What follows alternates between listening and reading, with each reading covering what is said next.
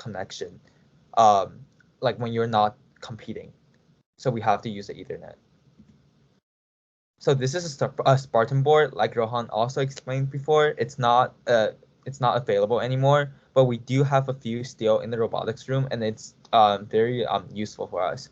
So it attaches to the RIO, so it actually sits on top of the RoboRio, and it expands the capability of the RoboRio. As you see, there are now way more ports, and all the ports are specially designed so they actually have locks on it. So if you use the Spartan board, we use a different kind of connector that locks onto the Spartan board to make sure all the wires are securely connected into our robot. And then it also requires the 12-volt power, which is we get it directly from the RoboRio. And this is the power distribution panel. We often call it PDP. This is where it's connected to the battery, and then the power is distributed from this PDP throughout to other components on the robot. So so there are 8 20 amps channels and 8 20 or 30 amp channels. And then different amp, we use it for different functionalities. For example, for 10 amp channels, we dedicate it to PCM and VRM because they don't need that many amp. And then for 20 amp channels, we dedicate it to RoboRio. And then all the 40 amps, we use it for motor controllers or any motors because they require like much more amp and voltage. The voltage is constant, sorry. It's all 12 volts. And then this is the VRM. We call it the voltage regulator module. This one is kind of important. We sometimes don't use it, but we still use it on some of the important components. So it also gets 12-volt input. We sometimes wire it to the PDP. We wire it to the PDP, sorry. And it has either 12 volts or 5 volts output. And then for 12 volts, we have 2 amp and 500 milliamp. And then for 5 volts, we also have 2 amps and 500 milliamps, depending on the components you want to use. And then for we use the voltage regulator module because during the competition, you're going to see a lot of voltage drop from like hitting the bump, like hitting other robot during other task or whatever it is. Your voltage is going to drop. And this voltage regulator module makes sure that the voltage stays consistent for your most important components, such as the router. Because if your router drops voltage, then it might disconnect between your computer, your computer, and then sending the signal to your robot that's receiving the signal. So you have to make sure that the voltage stays the same. And then for the PCM, this one's a pneumatic control module. So for electrical, we're not only focusing on the electrical part, we are also focusing on the pneumatics part, which it's basically like you use air to do different have different functionalities. So this also uses CAN bus input, which I will explain later. And then it has a pressure switch input. The pressure switch, it basically turns on and off the compressor based on what PSI you have in the system. It has 6 solenoid output and 12 volts compressor input. So it's all wired into over here, which is labeled compressor. Can you see it? My cursor, compressor, pressure switch, and then compressor out. Yeah. And then this is the router. Like I explained before, it takes 12-volt input, and then it must be connected into the VRM. And then it also has Ethernet like on the side of it, so we can expand it to network switch if we needed more connectivity. And this is a solenoid. So what solenoid does, it basically instructs which actuator to shoot. It is controlled by the PCM, pneumatic control module, and then yeah. And then a solenoid is also connected to the manifold. The manifold basically opens and closes like the door for the pneumatic system. Yeah, and this is the manifold, and you see those little holes up there, like the solenoid sits right on top of that, and it's connected with screws. And then this is basically aluminum block for distributing air. It is controlled with solenoids attached on the top. It has 2 channels per solenoid, and then it distributes air for pneumatics. And as you can see for A and B, because for pneumatics, all the system, there's the input and the output. So you can decide which A, if you want to use A for like shooting out, B for like shooting back in, or you can design that. But for electrical, one of the thing we do is we have to note which port is for which functionality, so we don't mixed up when we tell it to software to code for the functionality basically.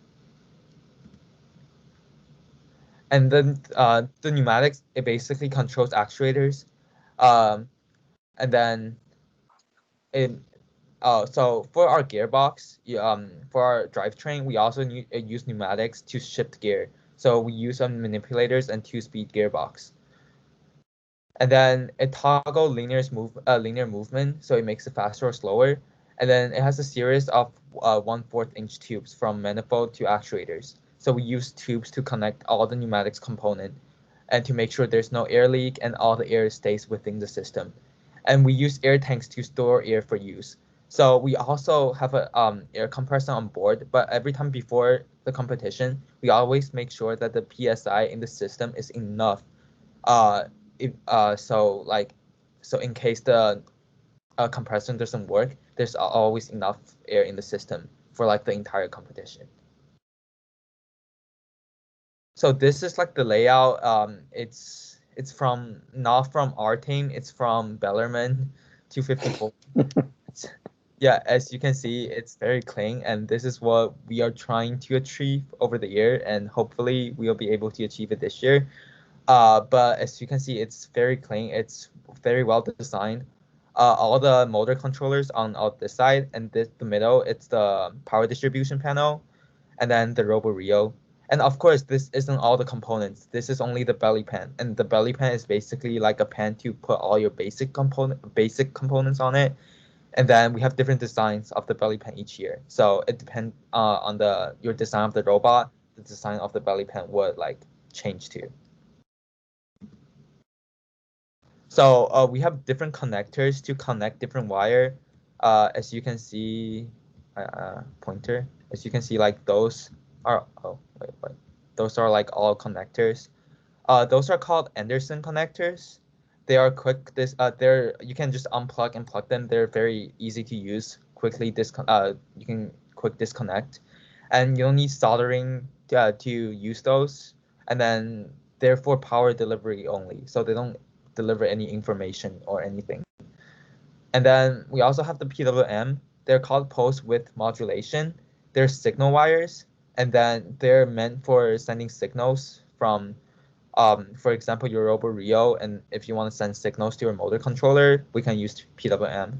And the red is for power, white is for signal, and black is for ground. But since we're getting all the powers from the power distribution panel, sometimes we don't need the red. So sometimes we just cut off the power and we only use the white and black. And then we also have like 1, 2C. Those are like signal wires. We don't usually use them because those are on the older components only, and we don't use those anymore. But basically, they're also signal wires, and therefore a power, ground, data, clock, and they're used on sensors. So for sensors now, we mostly also use PWM. And then we also have Molex. Molex is used for Spartan Board. They have locks automatically on top on it, so you can just make sure that so you don't have to worry about like losing connections and stuff like falling out. And they're made the same way as PWMs, but just crimped differently. And now we have wire gauges. So different wires have different thickness, have different amount of wire in them, conductivity. So we use it on different components. So 6 gauge are usually used for FRC battery because they deliver the most voltage and the amperage. And then the 12 gauge are used for motors and occasionally like other miscellaneous. 12 gauge are used for FRC components such as the VRM, PCM, and other miscellaneous. 12 gauge, we use it to PWM for signals, and 24 gauge or plus, we use it for CAN bus. And those are the tools that you will usually use working in robotics. There's wire cutter. It's usually dark red handle and round cutting end. they're used for cutting wires, and they're it's all we also have flush cutters. We just call it flush cutters, but we just call it zip tie cutters. But also you can use flush cutters to cut wires, which is pretty cool. And we have tube cutters. Those are only used for pneumatic tubing. So for cutting pneumatic tubing, you don't use wire cutter or a scissor. You use a tube cutter because it makes sure it cuts perfectly, like a 90-degree. And then we also have Anderson caliper. Those are used for crimping the Anderson connector. And then we have an end fill, which is we use it for battery crimper because battery wire it's very thick, and we can only use this to cut it. Quick note before Albert goes on. So he was talking about like the different wire sizes, right? So basically, the bigger the gauge, like the number, the 20. So for example, 24 gauge is the smallest wire, while like 6 gauge is the biggest wire. The wire, because that's how it works. It's like opposite. So yeah. Yeah, and it's okay if you don't know like what it looks like right now because we're gonna show all of it to you once we meet in person. And then for more tools we have Anderson crimper. So Anderson crimper are used to crimp like the normal Anderson wire that goes into the Anderson crimp, and because they have different holes on it, we can just use it for multiple sizes. We have PWM crimper. Those are like the blue handle, a smaller tools to Anderson, and those are specifically designed for PWM. And then we have the how do I say this? Ferrule or something? Ferro, yeah. Ferro crimper. Those are used for some special connectors. I will show you. Those are like they have like a female and male version. The male always goes into the female on the components, and they always have it on like we always use it on the power distribution panel, VRM or PCM. And we also have the eye hole crimper. Those we use it to solder as well as to crimps, and JSP crimper, and those are for sensors and neo encoders only. And we actually did use it a lot last year because we had the new motor which we need to use it. And that's basically it. And Hannah or Joe, if you elaborate on any of the stuff, yeah.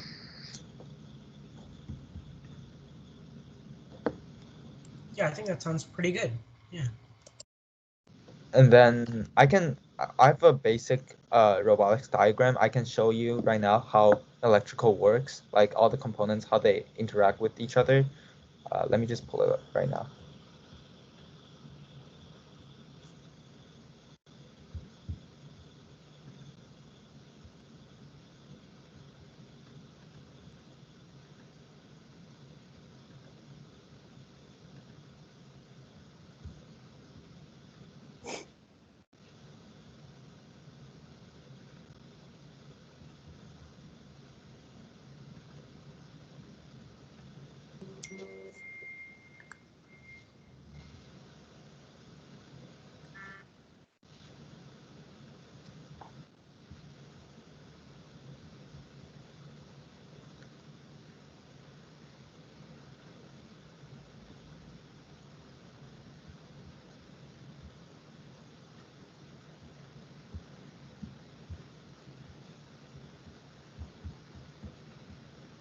Okay, so since this year, it's a continuation from the last year's challenge.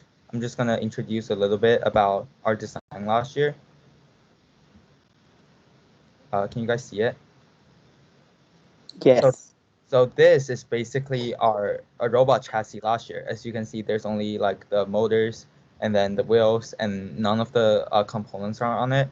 And the black thing you see, like the black flat thing you see, it's our belly pan. It's our belly pan. So our design goal last year was to put all the components, motor controllers, VRM, all the pneumatics on there, and yeah.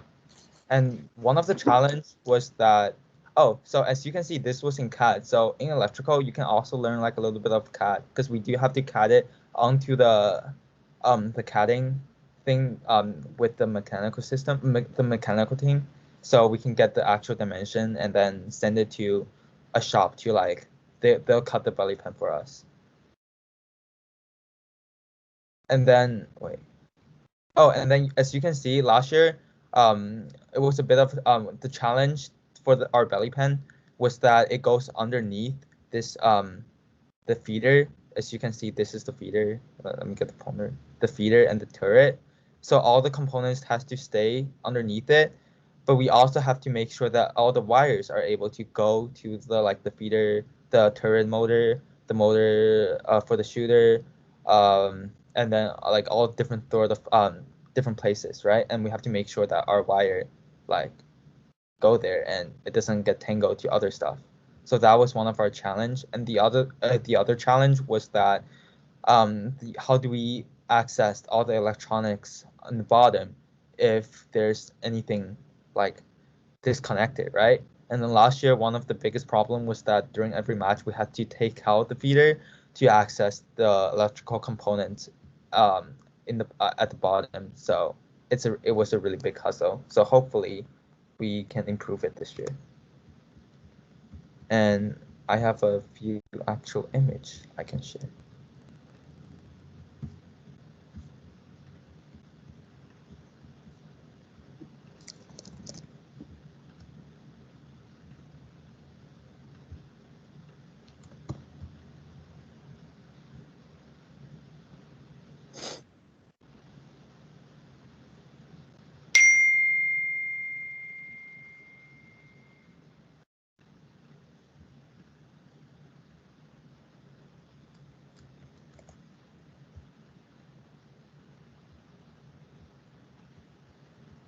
Wait a second.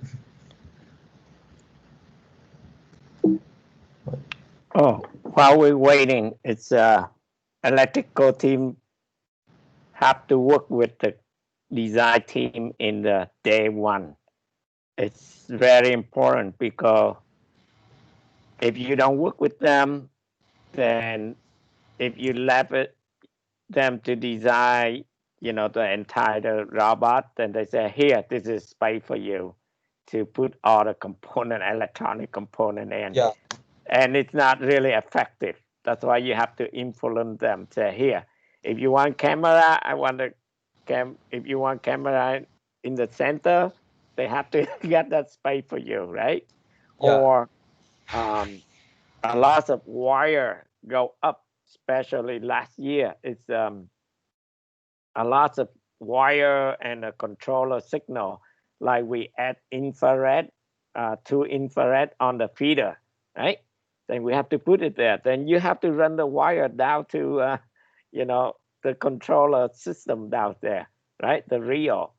Then if you don't work with them in the day one, your guy will run into the big problems later on.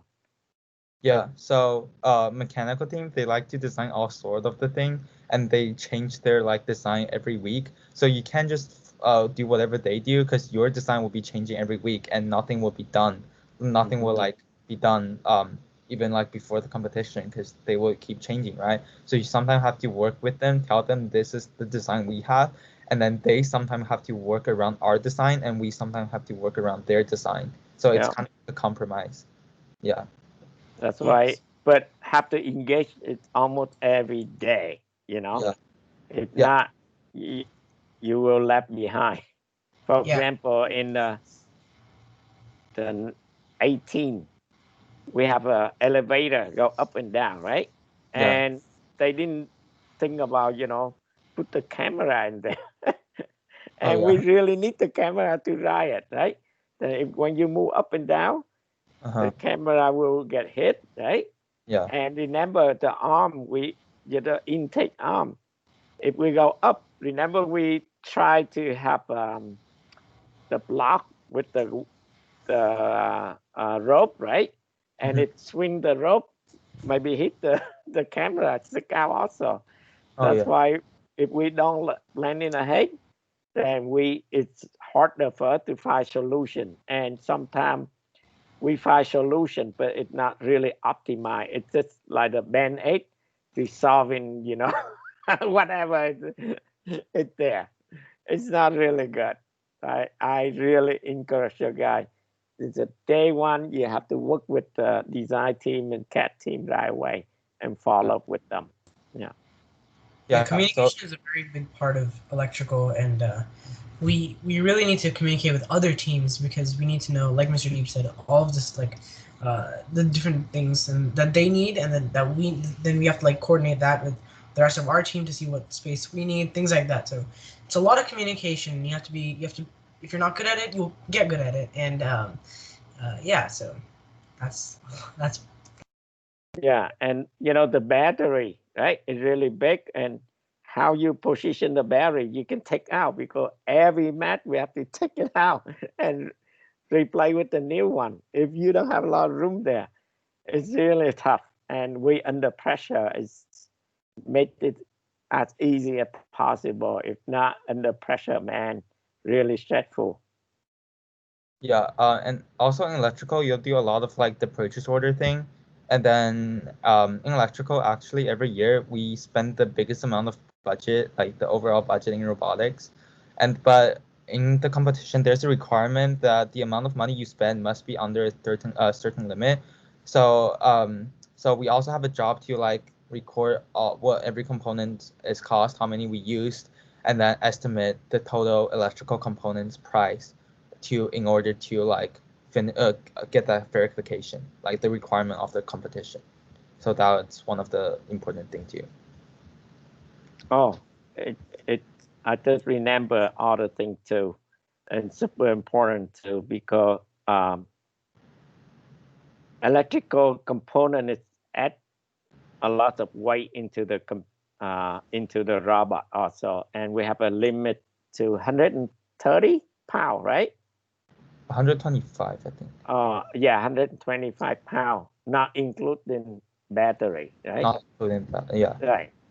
That's why it's we have to smart about it. If you over 125, you're not qualified for for competition. Then remember, copper wire is really heavy, right? Mm-hmm. Yeah. Yep. And space for the air tank is really big also. Then you gotta have to think really clear, for the air tank, how many air tank we need? 4, 3, 2, right? Mm. And air compressor is really heavy also. It's about, I think, 10 pounds or something, around that. And that's why it's all little things you have to consider. If we don't, then no matter what, how good your design, how good your robot build, if you're over 125, you cannot compete. Yeah. And then electrical, you also learn about like the problem solving skill, because sometimes there's a problem and you don't know why. You have to kind of use like the multimeter, unplugging, plugging stuff, checking out the system to figure out the problem. Yeah. Yeah, I remember there like if there's a one can error, the entire system will fail. And then we just spent a lot of time just trying to fix which CAN bus was like disconnected, or if it's bad crimping, or like the motor controller doesn't work. Yeah, it's kind of a pain because like sometimes it's like if it's a CAN error, you have to kind of do a like rabbit hole tracking thing. Like you have to track through all the CAN wires and make sure like everything is fully connected so that it's just like it's properly working. Otherwise, there's like one loose connection and you have to like fix that. Yeah. So and I want to emphasize back to we have to work closely with design team. Like last year, our turn, right, and we have if able to turn more wide angle, then we have to have longer wire to go up there. Then they can turn, then the wire can go with it. Then the more the longer wire, it really easier tangle, or it swing out the butt. Then I remember we take a lot of time and try to solving that problems, and it not tangle only, it's stuck somewhere too, right? And if we don't solve the problem, then our turn cannot turn, right? Or we can turn it really small degree, and it's not optimized, right? That's why it's Really, really important. Yeah. And then I was gonna say something. Oh yeah, that's why. Oh, that's why during the first like few weeks, like 2 or 3 weeks of electrical, like when we go back to school, Joe, Hannah, and I are gonna teach all of you guys how to crimp, how to use all the tools, how to solder. So make sure when like we're actually doing the competition bot, like all the crimpings are solid and we don't find like any crimping errors that may cause disconnects. Yep. All the electronics. Yeah. Exactly. So, let me share my screen. So this is what like a general electrical diagram would look like. It changes year by year, but this is what like the general form of the electrical system. And of course, this is not all the components are on here. So as you the battery will be plugged into over here for input into the power distribution panel. And then these like red and black ground and power, all these are for like the motor controllers. So as you can see, it's connected to the Vector SPX. We don't use Vector anymore because it's outdated. Now we use Spark Max controller, and yeah, it's just a different type of controller. But the way to get power is the same. You just connect, you crimp your wire, you put it into the power distribution panel, and the other side you put it, you crimp it into the motor controller. And then as you can see over here, this is the voltage regulator module, and then it's connected to the robo radio, or we just call it the router. And the router is also connected to the Robo Rio, which is the main computer of the robot. So they can get wireless signals from like the software, our computer station. And then as you can see from the Robo Rio, it's also the signal lights connected to the Robo Rio. And then we sometimes use a limit switch. Limit switch basically just tells you it turns off the connection if there's too much amperage, like exceeding what the limit switch is set to. So yeah. And then we have servo. We don't use servo anymore. So yeah. And then yeah, and we have the pneumatic control module. As I said before, it's like the part of the brain for all the pneumatics. And then it's connected to the compressor, so it tells the compressor to turn on and off. It's also connected to the pressure switch, and the pressure switch, it's what detects all the PSI in your system, and to tell the PCM what the PSI is, and the PCM will tell the compressor to turn on and off or not. And then its solenoids is also connected to the PCM and as well as manifolds. The manifolds distribute air, and the solenoid just act as a switch on and off for the air. And yeah, that's basically like the general diagram for robotics, electrical. Yeah. And yeah, as you can see, this is like, as I said before, this is like kind of messy. So like in electrical, we really want to have a really neat design, so you know where all the wire goes. It's easy for diagnosis, and then it's easy to fixing mistakes. Yeah. And easy for debugging. Yeah. Yeah, debugging. Oh, and then we have different ways to mount the motor controllers, because sometimes our belly pan is really small and you have to think about like the creative ways to like save space. So this is one of the way. It's called T. It's actually designed by Sunny. So you can actually put 4 motor controllers on each side. Yeah. And then yeah, that's basically it. Any questions?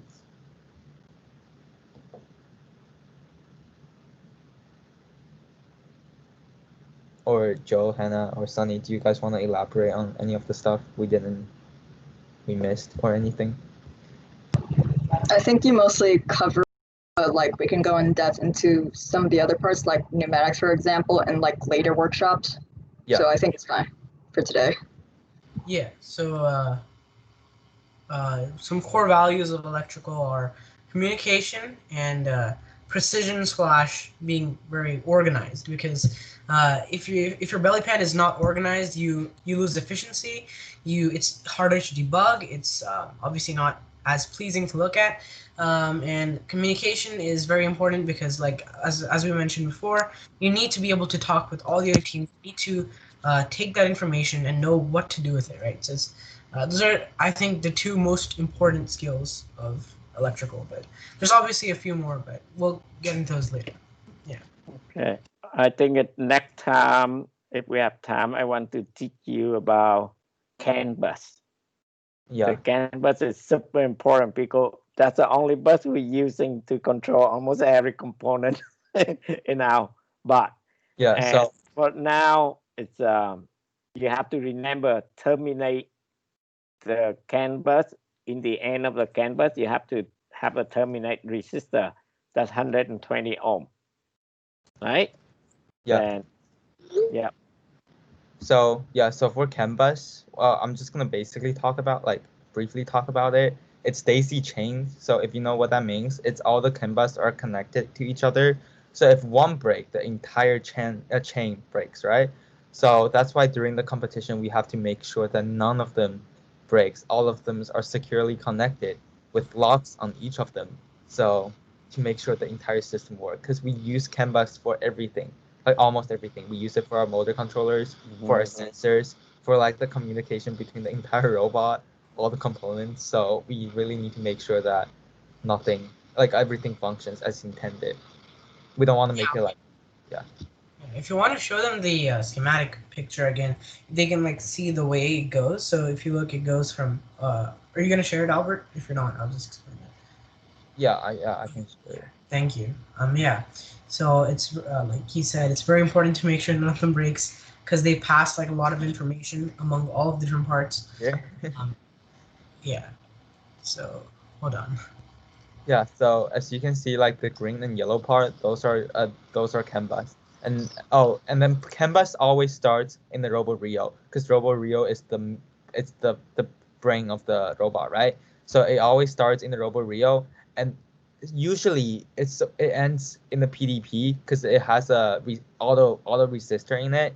But if you don't want to end it in PDP, then you have to use a resistor to end it, and that's what we found out last year. Yeah, because if you don't use a resistor, then it will cry. Yeah, it cry a lot. Like cry. Like if it doesn't work, then we just call it cry because it will flash like red light, and we just call it cry. Yeah, cry. Oh, I cry a lot. Just crying. Yeah. Yeah.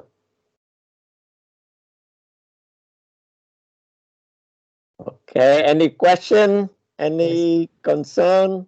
So I want to ask: is anyone here that's not planning to go to school, like at all, like even when it's hybrid?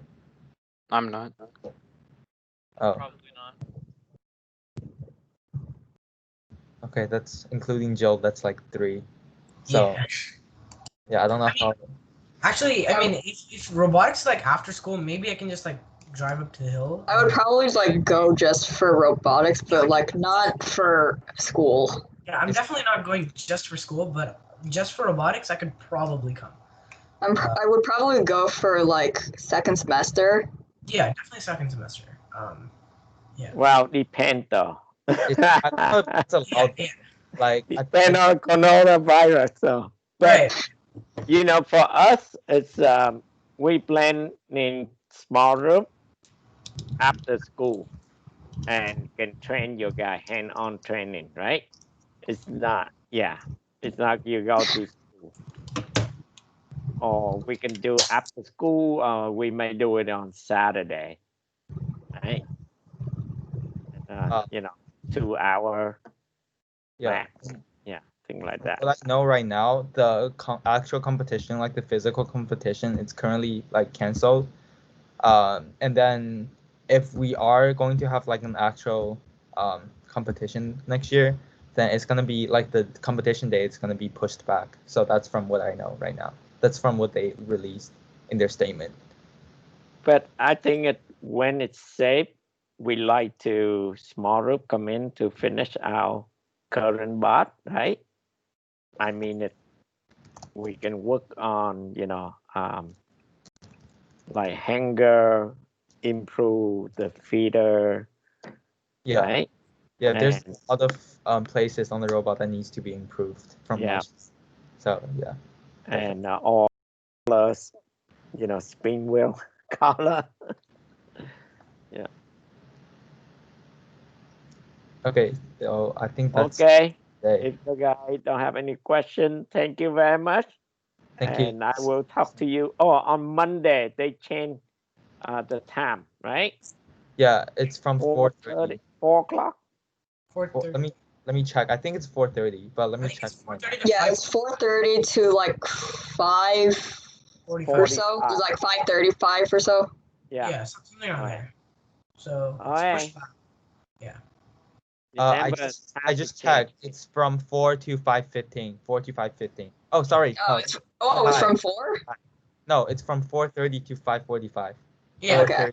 45. Yeah. Okay. So an hour and 15 minutes. Yeah. Right. Thank you. Yeah.